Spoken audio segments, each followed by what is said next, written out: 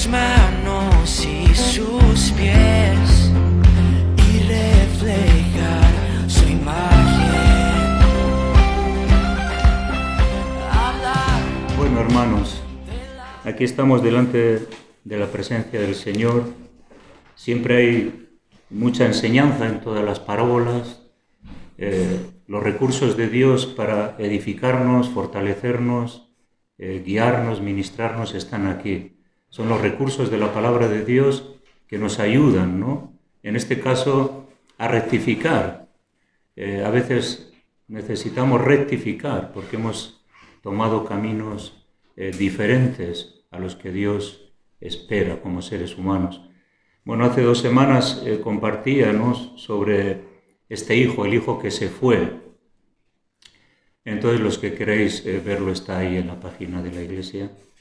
Lo que vamos a hablar esta mañana va a ser de este segundo hijo, ¿no?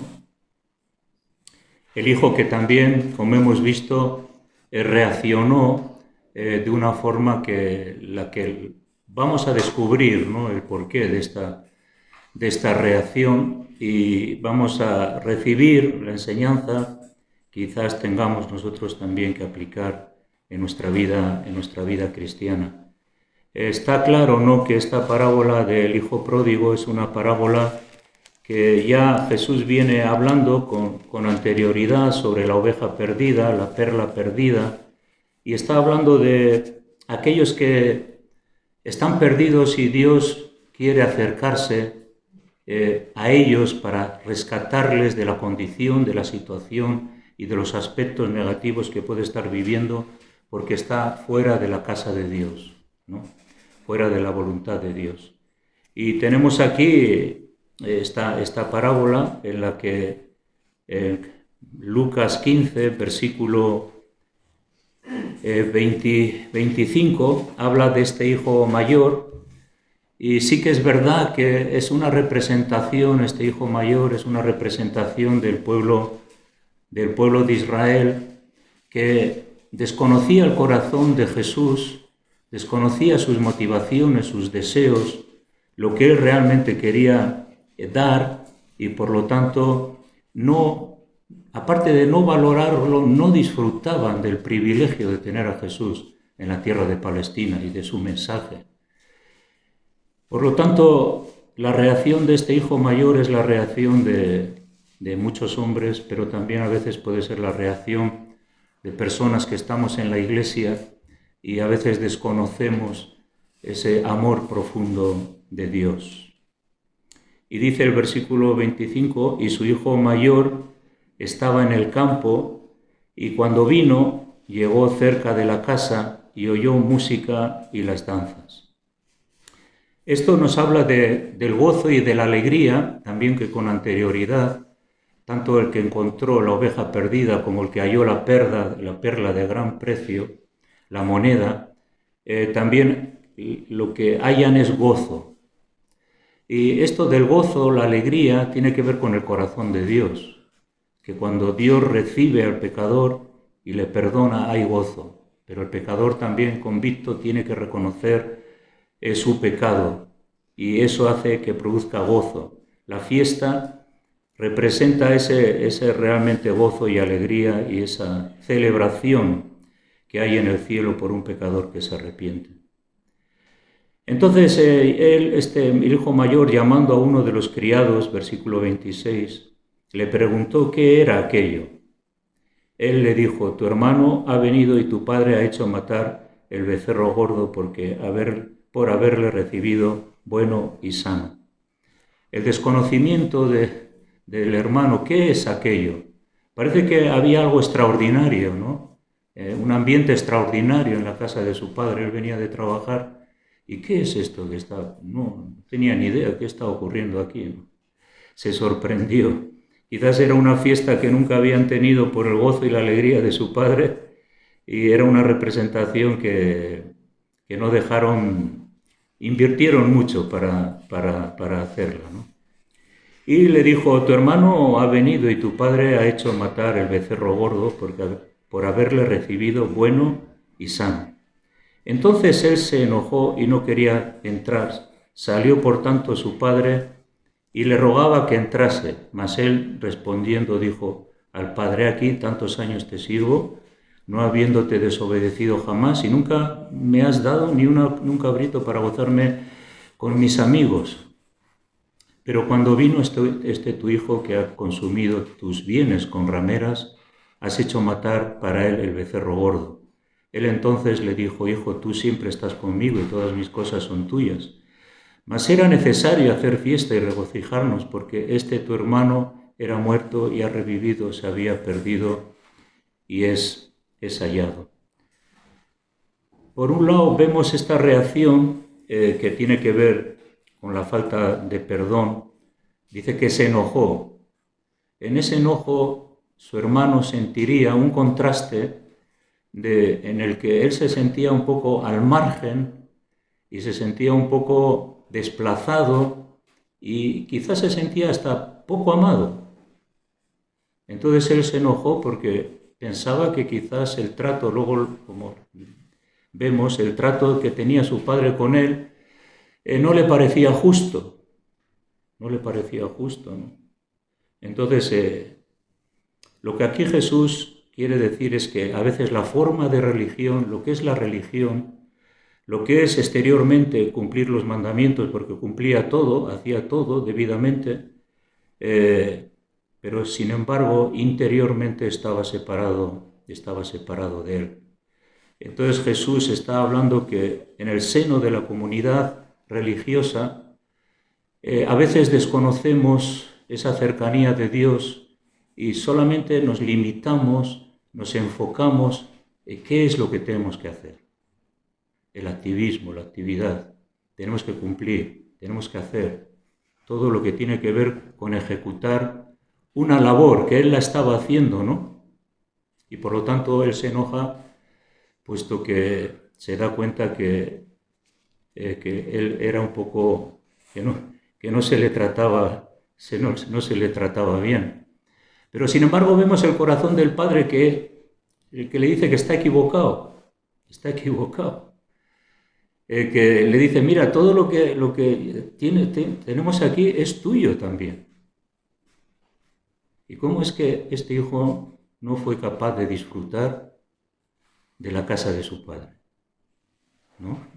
¿Cómo no entendió el amor de su padre? ¿Cómo no entendió la disposición que él tenía en cualquier momento para hacer uso de la riqueza, hacer uso del bienestar, hacer uso de todos los recursos legítimamente y poder satisfacer de alguna forma esa percepción que tenía de que su padre no le había dado nada? Una de las cosas que le dice aquí es que no te he desobedecido nunca, jamás. Y le dice: y nunca me has dado ni un cabrito para gozarme con mis amigos. Nunca te he desobedecido jamás. El hecho de obedecer por obedecer, de hacer por hacer, de servir por servir, esperando el beneplácito de Dios a través del servicio, del esfuerzo y de las obras. Pero aquí, sin embargo, vemos que Dios no se mueve en esos términos. Vemos que realmente Él tenía todo, pero sin embargo no hacía uso de eso. A nosotros también, como creyentes, podemos ser muy religiosos. Podemos pensar que vamos a ganarnos el beneplácito de Dios a través del servicio, del hacer, del obrar.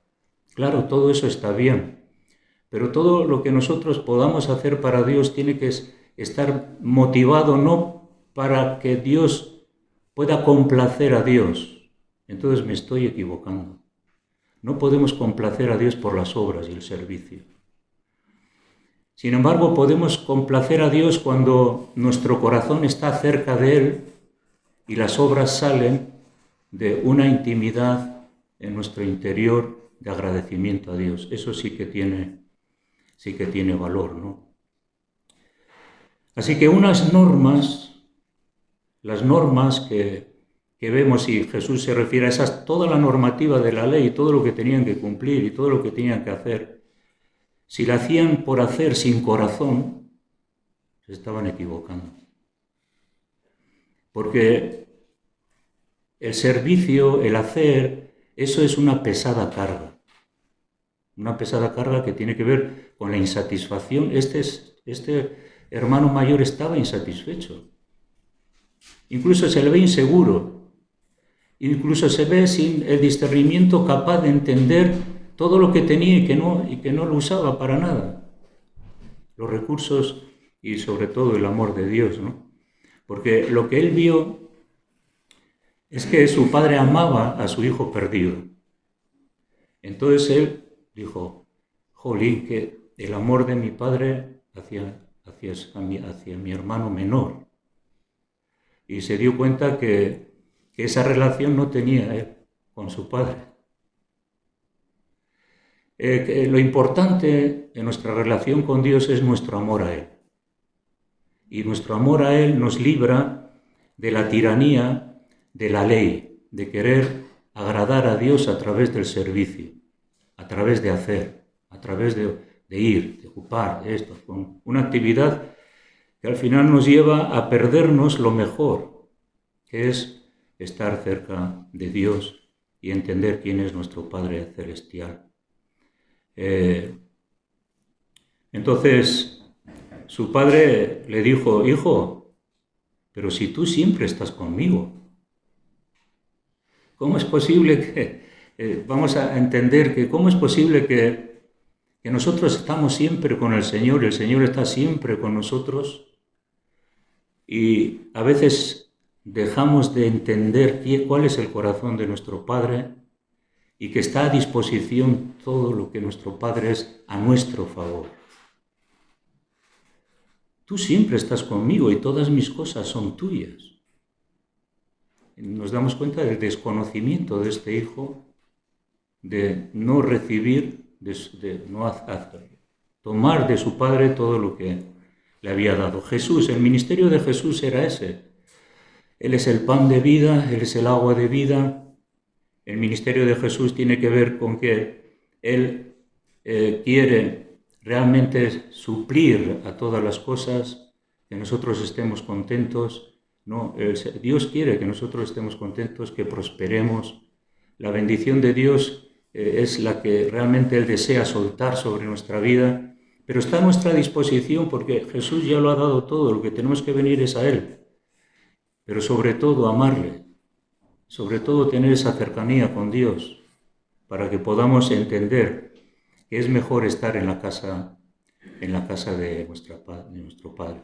Al contrario, lo que vimos la otra vez era el hijo pródigo que tenía todas actitudes totalmente diferentes, ¿no? Hablábamos de que él era independiente, se cansó de su padre, buscaba algo mejor, no quería ser vigilado, confiaba en su administración personal, estaba cansado de obedecer, estaba lleno de orgullo. Pero sin embargo, las características de este hermano mayor nos hablan de que cuán cerca podemos estar en la casa del Señor y a veces cuán poco podemos entender a nuestro Padre Celestial. El corazón de Dios para nosotros es grande. Es bueno.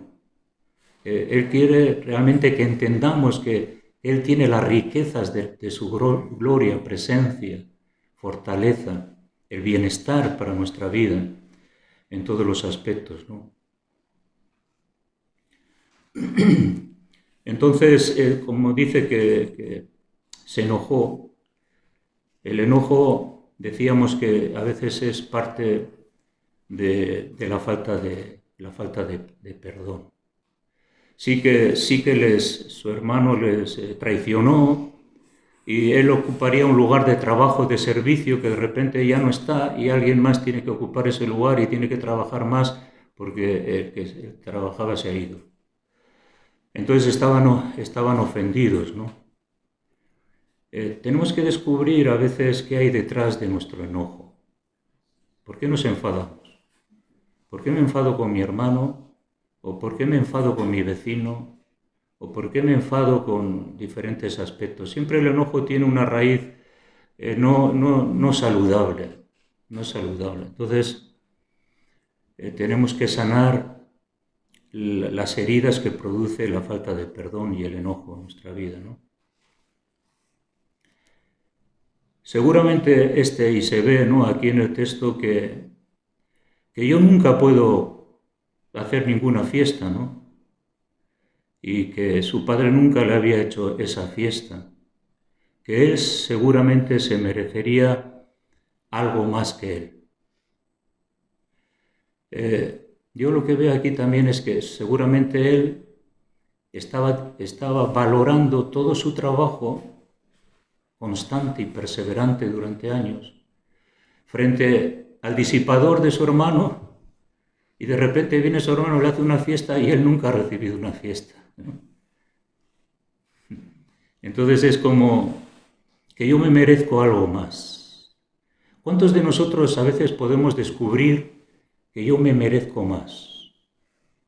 Igual uno dice, bueno, yo me merezco más porque predico, porque evangelizo, yo me merezco más porque doy mis ofrendas, y hay hermanos que no la dan. Yo me merezco más porque voy siempre a los cultos. Eso no significa que no tengas que venir, pero cada uno dará cuenta de sí, ¿no? Yo me merezco más porque he estudiado teología, porque conozco mejor la Biblia, tengo más experiencias en el Evangelio, yo me merezco más. Hermanos, cuando nosotros pensamos más de nosotros mismos y pensamos que yo me merezco más que mi hermano, por lo que soy, por lo que hago, por lo que represento, entonces me estoy equivocando, porque no me merezco más. Lo que tengo en Dios es suficiente. Aleluya. Lo que tenemos en Dios es suficiente. Eso de querer merecernos más, pues habla de orgullo. Yo me merezco más que mi hermano que viene, que ha estado en el mundo, es un pecador, ahora viene, se arrepiente, cambia su estilo de vida, yo me merezco más que él. No, tú te mereces lo que Dios ya te ha dado. Y él se merece ser perdonado, ser restaurado, y el Señor hace una fiesta en el cielo por un pecador que se arrepiente. Entonces es importante que también tenía su orgullo. A veces también nuestro orgullo es herido. ¿Te suena eso? Tu orgullo es herido, pero cuando nuestro orgullo es herido es porque no somos suficientemente humildes.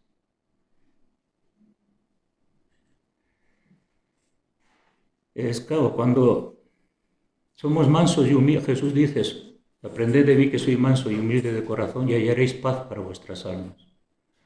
Esto realmente es profundo, ¿no? Entonces, ¿cuándo es herido nuestro orgullo? Pues cuando no somos lo suficientemente humildes y amorosos para perdonar. Y la gente te puede herir de mil maneras, de mil formas, te puede herir. Y puedes decir en tu corazón, Señor, manda fuego del cielo como Juan y Santiago, y que sean quebrantados, pero lo que Dios nos dice es que debemos de alegrarnos con el que se alegra y debemos que llorar con el que llora.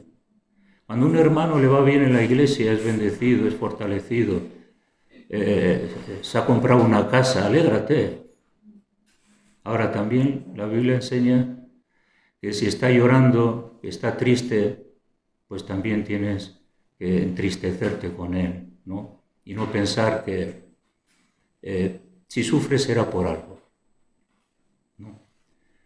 Y yo, sin embargo, soy la persona que me merezco más que los demás. Así que él no era más importante. Y sin embargo se sintió que él era el más importante por lo que trabajaba, por lo que hacía, por lo que representaba, etcétera, etcétera, ¿no?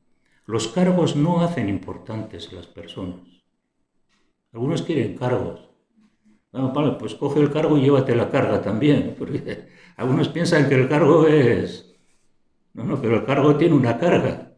Estemos dispuestos a tener un cargo, pero también tenemos que estar dispuestos a recibir la carga. Entonces, en ese sentido, pues, tenemos que entender que lo que tenemos en Dios, lo que somos en Dios, no hay que añadir. El Padre le dice, siempre estás conmigo, todas mis cosas son tuyas.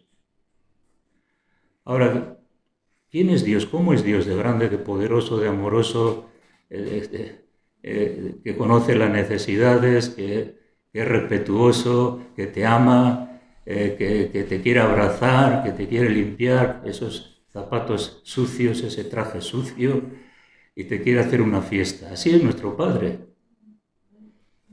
Y es importante que entendamos que la religión lo que hace es secar el corazón del hombre. La relación que Dios quiere con nosotros es una relación de corazón, no por las normas, sino de corazón. Otra de las cosas, como él bien representa aquí, que él dice que siempre he sido justo y merezco algo más. Siempre he sido justo y merezco algo más. No como lo él, pero sin embargo algo más. Merezco algo más, ¿no? Esa es otra de las cosas que nunca tenemos que caer en eso, ¿no? Que yo me merezco algo más. ¿Por qué el otro sí y por qué yo no? Los obreros de la viña, de esos obreros que llamó el Señor a trabajar en su viña, unos empezaron a trabajar antes, a primera hora, y los cuartos vinieron ya a última hora, y todos recibieron un denario. Ese era el justo precio que había pactado con ellos, ¿no? Algo más que la salvación, algo más que el perdón de pecados, algo más que la vida eterna, que hay algo más. Porque esa paga del denario representa nuestra salvación, nuestra esperanza. Y aquí él pensaba que necesitaba algo más, pero ¿qué algo más podemos necesitar si estoy en la casa de mi Padre? Mi Padre es suficiente para sostenerme, para animarme, para levantarme, para llevar a cabo mi peregrinar sobre la tierra. ¿Algo más? Bueno, sí. Habrá momentos en los que uno se alegra y se goza y está bien. Pero nunca pensar que yo me merezco algo más que los demás. Los demás se merecen tanto como yo. Porque somos hijos de un mismo Padre, ¿no? Entonces todos nos merecemos lo mismo, sin comparaciones, ¿no? Otra cosa que vemos, que él no aceptó la reconciliación de su hermano. No la aceptó. Eso habla de la falta de amor, ¿no? Posiblemente no aceptó esa reconciliación de su hermano porque pensaba que él no recibía el afecto que realmente deseaba, ¿no? Y la falta de perdón hace que no se acepte la reconciliación. Cuando tenemos esta comparación, ¿no? Por ejemplo, un hermano o una persona que te ofende, entonces tú te enojas y tú no quieres, no te gusta que Dios la bendiga y la prospere y la acepte porque a ti te ha ofendido. No aceptar la reconciliación de un hermano significa que hay algo que está mal en nuestra vida. Pero si un hermano se arrepiente, viene al Señor, se reconcilia con Dios, ¿qué tenemos que hacer nosotros? Alegrarnos. Claro, pero si te ha ofendido, puedes pensar, bueno, lo que este necesita es que ahora mi padre le dé una buena reprimenda, le meta a trabajos forzados y después de año y medio comiendo poco, entonces valoramos su reinserción. Pero así no funciona Dios. Entonces tenemos que entender que si Dios perdona, tú también y yo tenemos que perdonar, aunque a veces cuesta, ¿no? Es la realidad. Y algo que yo estaba pensando, que dejarse amar por Dios. Dejarse amar por Dios. Porque a veces de nuestro corazón son como cadenas o cerrojos que no nos dejamos amar porque valoramos quiénes somos, lo que hemos hecho, lo mucho que fallamos. No nos dejamos amar por Dios porque creo que soy indigno, porque me siento pues mal sentimentalmente, o creo que a mí Dios no me ama como ama un siervo de Dios.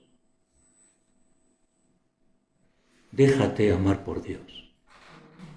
Déjate amar por Dios. Dile, Padre, aquí estoy, abrázame porque sé que soy indigno, sé que soy imperfecto, pero necesito tu amor, abrázame, dame tu amor. Y hay esas ataduras en nuestro corazón que a veces imposibilita que Dios nos abrace y nos ame, porque nosotros nos juzgamos a nosotros mismos, nos sentenciamos a nosotros mismos, nos pensamos que Dios no me ama porque soy así, y sin embargo tenemos que liberarnos de eso, ¿no? El amor de Dios, dejarse amar por Dios. Este hombre no se dejó amar por su padre. Estaba muy lejos del corazón de Dios, viviendo una vida religiosa, pero no con esa cercanía, ¿no? Entonces, como decía antes, el motivo de la fiesta es algo que no le gustó. Y claro, pensando en este becerro gordo que había sido alimentado quizás para otra fiesta, se lo dan a su hermano. Igual ese becerro gordo lo había estado criando él durante la vida perdida de su hermano. Su hermano perdiendo su vida, los recursos, y él preocupándose de ese becerro gordo, que esté gordo, bien alimentado, para que cuando haya una fiesta, entonces todos vamos a participar.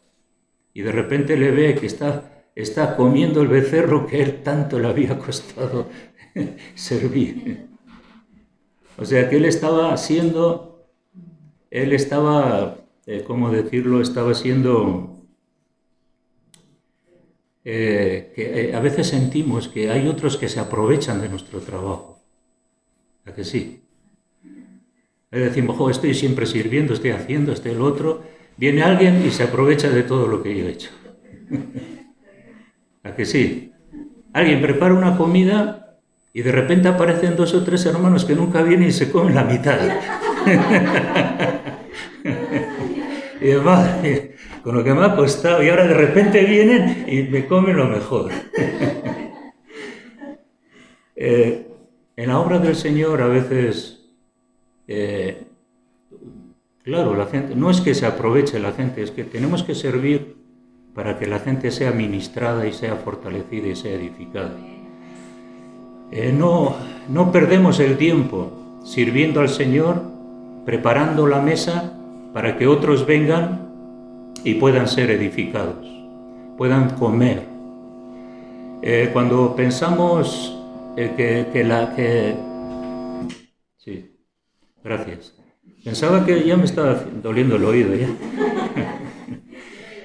Cuando pensamos que, un ejemplo claro, por ejemplo, mantener la iglesia abierta, preparar un servicio y tener todas las cosas preparadas alrededor del ministerio, eso tiene un costo, ¿no? Pero todos nos somos beneficiados. Ahora, nunca pensemos que nuestro servicio al Señor es una pérdida. Entonces, cuando miramos a los demás y decimos, bueno, pues si no he hecho nada, no podemos juzgar. Tú sirve, haz lo que Dios te dice, lo que tienes que hacer, y Dios, que es generoso, te recompensará. Los hombres no te van a recompensar. No esperemos aplausos, reconocimiento, recompensas de los hombres. De Dios. Él es el que nos recompensa, Él es el que nos va a ayudar. Los hombres nos van a fallar, incluso nos vamos a fallar entre nosotros. o te voy a fallar yo. Y es lo que tenemos que poner nuestros ojos en el Señor. Así que bueno, no aceptaba, ¿no?, que se le diera a él. Entonces aquí lo que vemos es que tenemos que entender que Dios no hace acepción de personas, Dios paga a todos por igual. Lo que Él espera es que nosotros reaccionemos, nos acerquemos a la casa de nuestro Padre, cualquiera sea la condición, le busquemos a Él, estemos centrados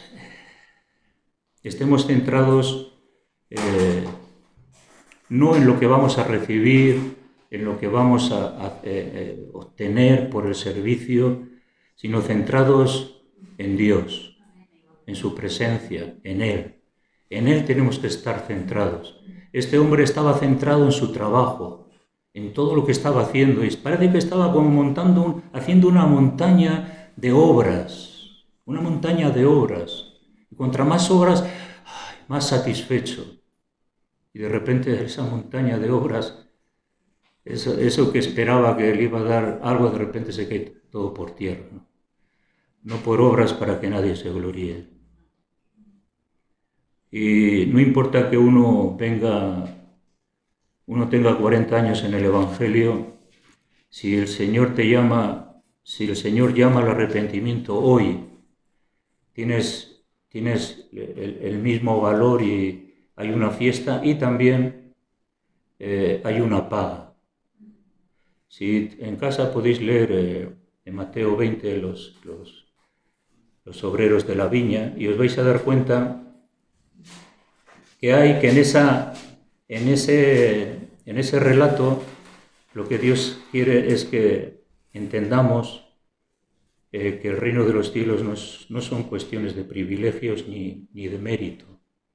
O sea, en el sentido de que alguien entra en el reino de los cielos por privilegios o méritos. En el reino de los cielos se entra por fe, a través del arrepentimiento, y tienes el denario que tú necesitas para ser salvo, la paga de tu salvación, sin haber hecho absolutamente nada.